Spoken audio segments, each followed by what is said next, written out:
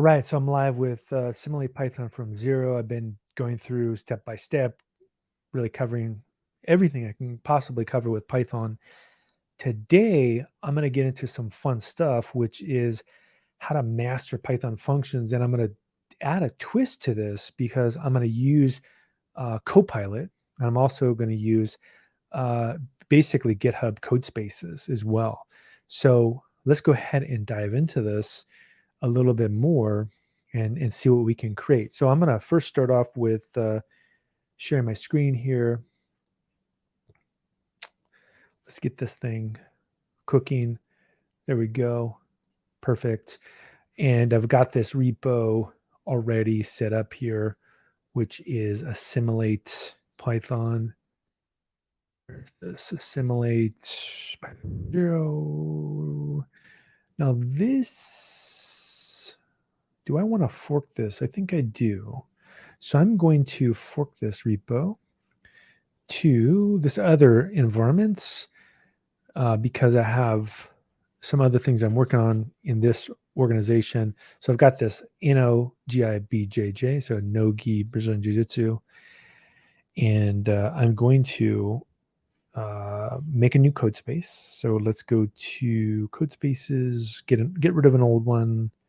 I don't know, like this one's good. Delete it. Okay, now I can go over to here. I can say create a new code space. Let's do it. And let's get a beefy one. Perfect.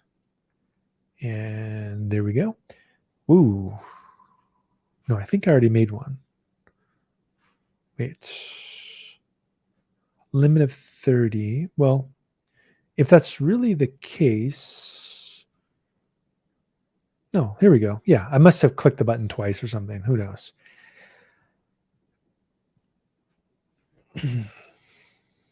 All right, so we got this thing hooked up here. And while that's going, I'll close all these windows.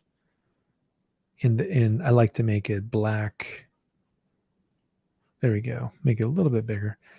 Now, the first thing I would recommend for Python people here, that's kind of a stealth thing to be aware of, is if you are using GitHub code spaces, go to this section here, extensions. And what you can do is actually do Copilot. This. So GitHub Copilot, install this thing. What it will do next, which is pretty cool, is I'll help you write Python code. So why would you not? So today we're going to cover functions. And so what I'm going to do is I'm actually going to use Copilot to help us out. Now, a few things to take care of here to begin with would be that we would want to make a file first. And so let's call this explore functions. Would be a good thing to build like that. And then if I click on it, it gives me a Python file. So how do I build things inside of a Python file? Pretty straightforward. The way to start off with is you can put a triple quotes here at the beginning, like this. Whoops. And you can say this is an example of Python functions. Right? Now, notice all that weird stuff that's happening. That's Copilot, which is an AI tool that, look, it's even telling me stuff like, let's do it. Let's do what it says to do. Def hello world. Let's play around with this. There's a function that prints hello world. Yeah, I like it. Thank you. This is a very cool concept in Python, is that especially as you're getting to familiar with it, why not use Copilot to kind of help you learn the language? And so how would I run this? Well, pretty easy. Like what I can do is put a comment here, call the function. Now look, if I do return, look, it calls it for me, right? And so it'll actually pretty much write the code for me while I'm learning the language, which is pretty amazing actually. So if I just go ahead and say Python explore, look at that, we got our first function. Now, what are the mechanisms of a function that we care about? The first thing to be aware of is this def, and that just is the syntax that says it's a function.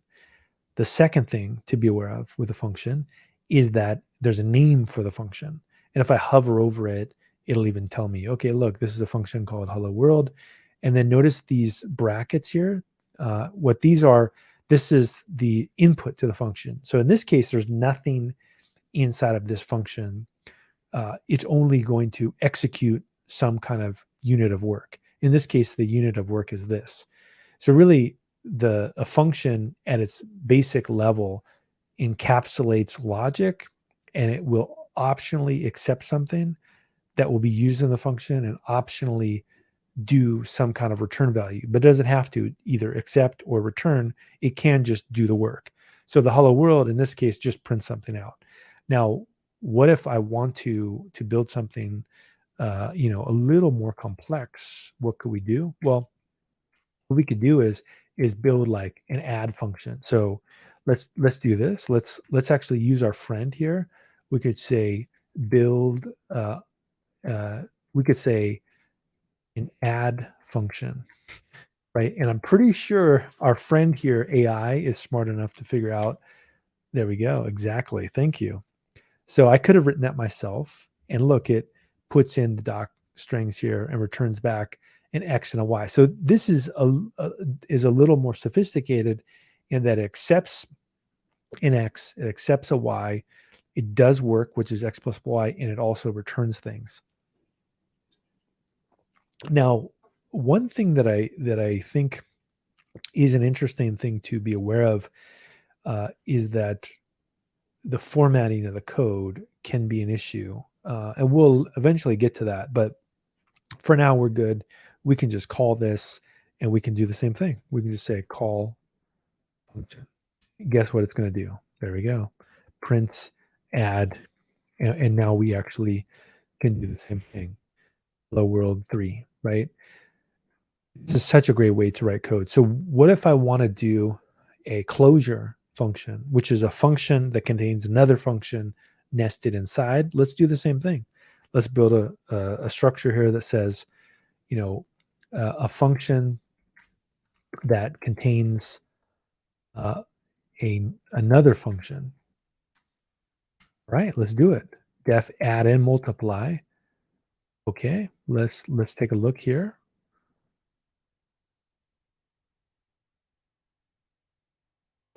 Let's do that.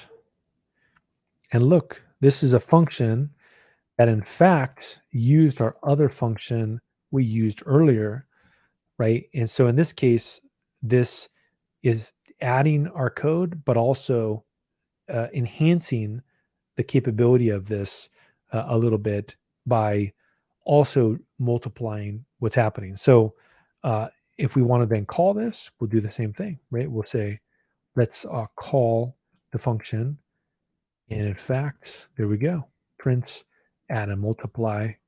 And this will actually put the 1 and 2 will be 3, then times 3 will be 6. So we'll return back a 6.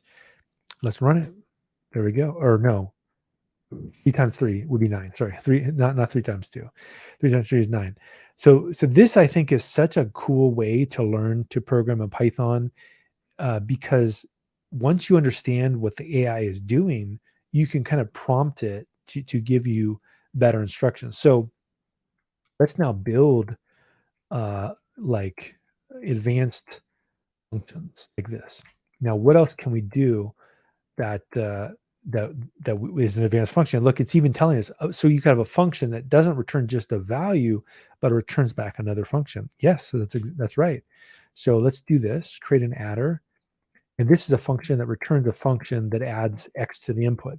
So it's got a function that's nested inside another function. In this case, this function adds X to the input, right? So this initial function is basically queued up inside of here. And so the way to use this, one of the ways to use this that would be kind of nice is to use the interactive interpreter to play around with it. Now, I personally like something called IPython because it lets me play around with things. And so what we can do is we can say from explore functions, imports creates adder, like this. And what's cool about this, if I type in who, it'll show me that that function's there. Now, because it returns back another function, all I would need to do is we could call this my func like this. And we could say create pattern, and we could put in 5. There we go. And then if I do type my func here, it's going to show me that in fact it returns back a function. And what that means is that now I can call it again, my func here. We would just put in some other value like 5, and returns back 10. So it's kind of a cool concept, right? Is that this combination of using the AI tool, this Copilot tool, additionally with things like Python, allows me to kind of go to another level like very, very quickly. I think maybe you could learn Python at a extremely advanced level very, very quickly. Now, what else can we do? What we can do is we can write. What about creates a logging decorator? Right. So a decorator is a function that wraps another function. Well, let's do this. Here we go. A logging decorator function. So this is a function that logs the input and output of another function. Notice how this works, right? It's a function that has inside of here the ability to accept another function, and it will actually wrap some other function and really show you everything that's passed into it, right? It's kind of a simple function here. So what we would do to use this is we would say use the decorator. And we would say logging decorator. We would do add. And we would say this is a function that adds 2 numbers, right? So we're basically like using this AI assistant to do some tricky stuff. Now here's the part where the learning comes in. Is could we guess what will happen? So we should be able to guess. What we do is we would want to read this code and notice that what's happening is it's engulfing this function, and it's going to show us what is going to be passed in, the x and the y. So look, it says this is a function that logs the input and the output. So it'll say the input. So it's only going to print out the arguments, but then it's also going to capture the function, and it's going to show the results, and it's going to show what goes inside of here. So it's going to say input would be 1 and 2, and then the output will be 3, right? So let's go ahead and let's run this. So we say Python for functions. There we go. That's exactly what it did. It said input 1 and 2, and it's going to have an empty bracket for the keyword arguments because there are no keyword arguments, and it shows us the output is 3, right? So really, really cool stuff here that we're doing. So if we want to continue to do advanced things with functions, one of the things that we could do is we could build a function that returns back infinite values that are random from a generator, right? So what we could do next is we could say create a function that returns back random infinite values between 0 and 1 that returns back a generator that is random infinite values between 0 and 1. Def random generator. This is a function that returns back a generator that's random infinite values. Wow, talk about sophisticated. It's very clever here. So what it does is it says, while true, yield random, not random. And look, it's basically 4 lines of code, including the comments. And so now we want to use this, use the function for I in random generator, print I. So basically, but use the function, let's do this. Use the function to generate 5 random values, right? Because we don't want to go forever. Right? That's one of the things about infinity. So now we say for I in random value, right? We say this. There we go. Basically, if I is greater than 0.5, break, use the function. This isn't exactly what I asked for, but use the function to generate random values.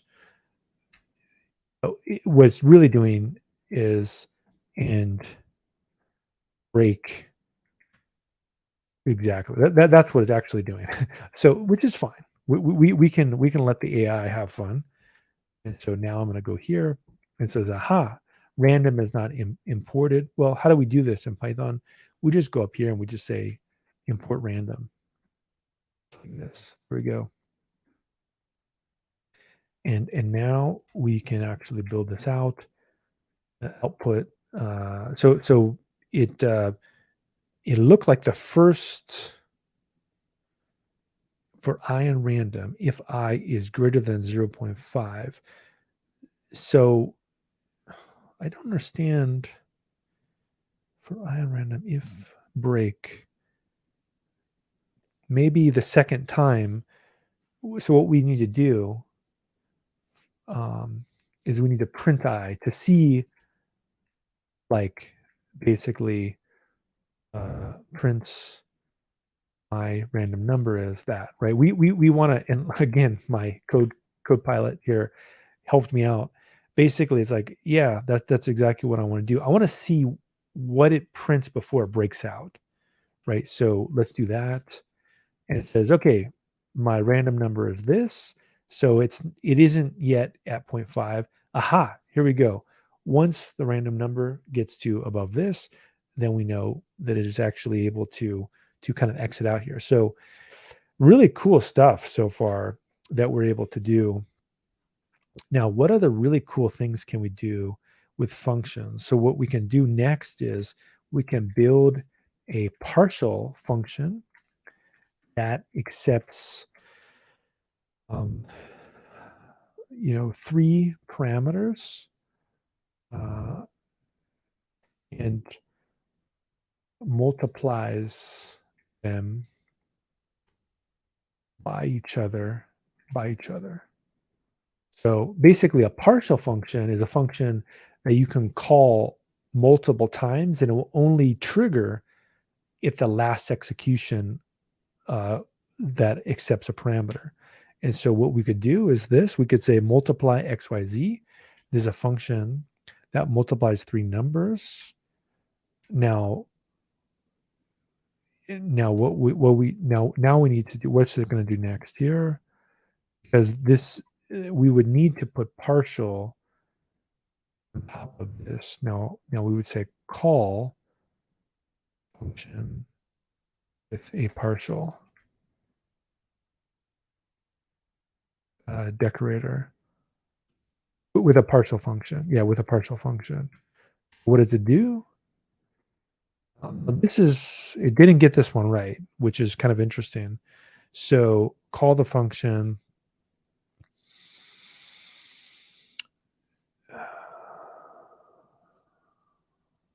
So what we could do is we need to add, we need to say import partial. In fact, I need to look this up. Python partial. I think it's from functools.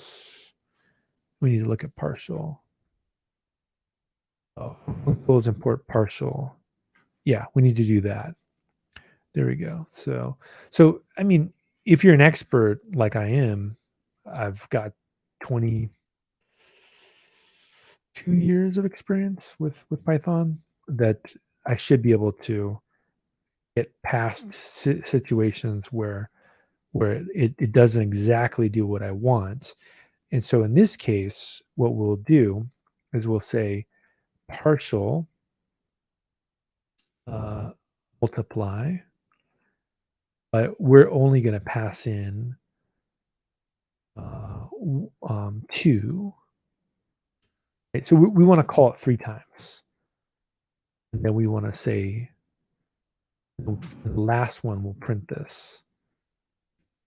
Okay, we'll do partial prints partial multiply. So basically we'll call it once with 2, and then we'll call it with 3, and then we'll call it again, and that will be the one that triggers it. So we'll basically put a note here that says like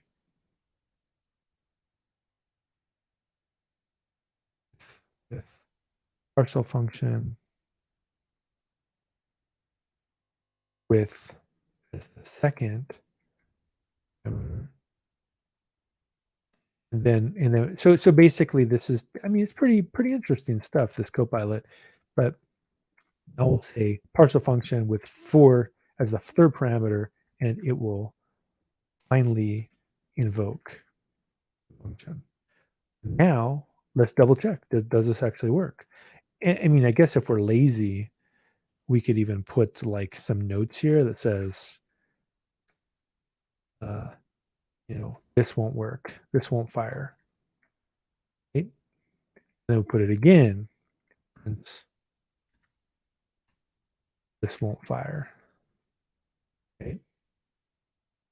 And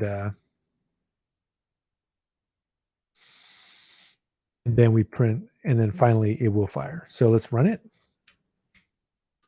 Print partial.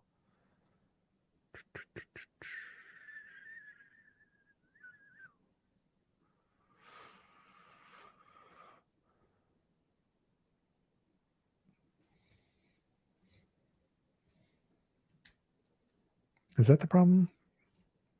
It'd be nice if it told me. Seen 2 required positional arguments. So partial.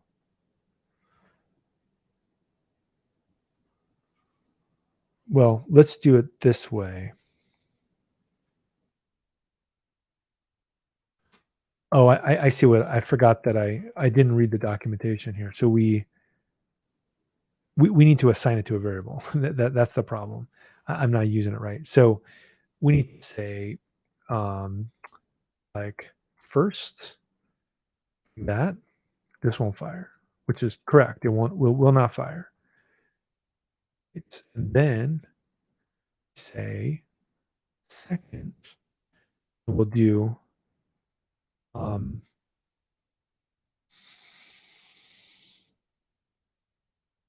partial first, right? And then the third would be, and then we would call the second. Now I don't know if you use partial int. No, you don't. You only have to do it the first time. Now I don't know if can you use partial twice. That's a great question. I don't even know if you can. We're about to find out. The first argument must be callable. Partial second 4. Yeah, so we don't want this. We want print. You want this. Okay, there we go. So the first time it creates a partial function, and then at the beginning it says this won't fire. And the second time it says this won't fire.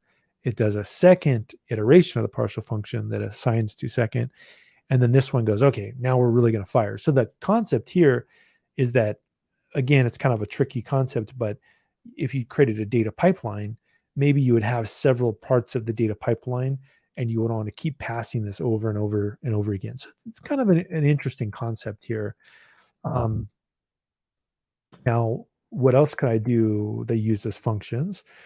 Well, one of the things that we could do is we could build out a distributed function that calculates the Fibonacci sequence, right? So we could say build a distributed multiprocessing mapped function that calculates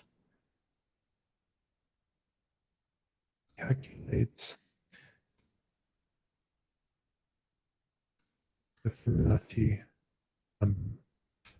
Okay, so we'll create a Fibonacci function. And now, there we go. And then fmap Fibonacci. And there's a function that calculates the Fibonacci, return Fibonacci, fmap parallel Fibonacci. This function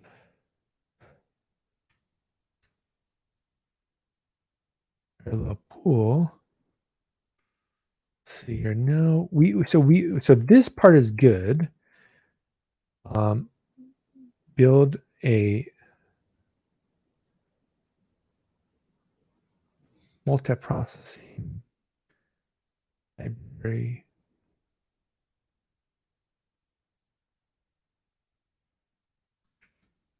So what we would do is say use the processing. There we go. FMP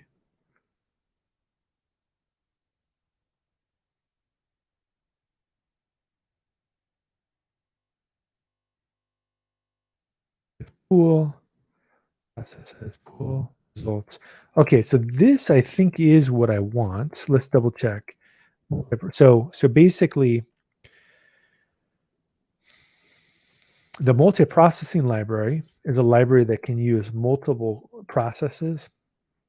And so what we're going to do is we're going to say from multiprocessing import pool, we'll build a function that calculates the Fibonacci number. And then we'll say with pool, so basically create four processes. Each one of them, I want you to calculate a Fibonacci number for me inside of a pool. And this is pretty cool because this is a fairly complex, topic, right? Is I have a computationally expensive operation, and then I also have a multiprocessing operation. How do I pull these all together? We're about to find out. Let's see. And in fact, he was able to do that. And what we can do is even tweak our code here. We can say that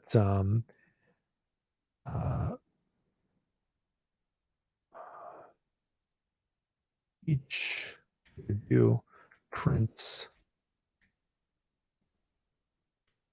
There we go. So now let's see if we can see them run in parallel. Look at this. So we have in fact calculating the Fibonacci number 0143, right? Now what's interesting, if number is 0, return 0. If number is 1, return 1. Else, I see. And then we can put this here like this. And now we can do a little bit more stuff, right? So calculating the Fibonacci number here.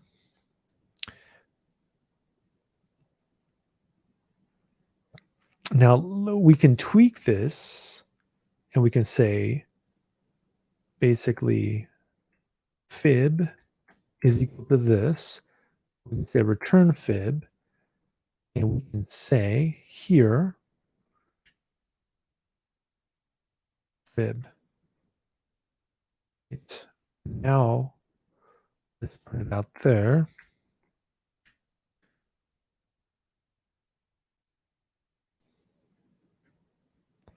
Calculating the Fibonacci number.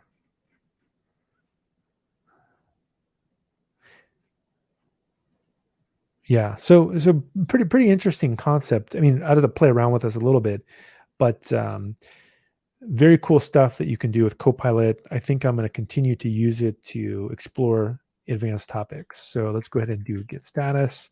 Let's add this explore functions, and we will go adding more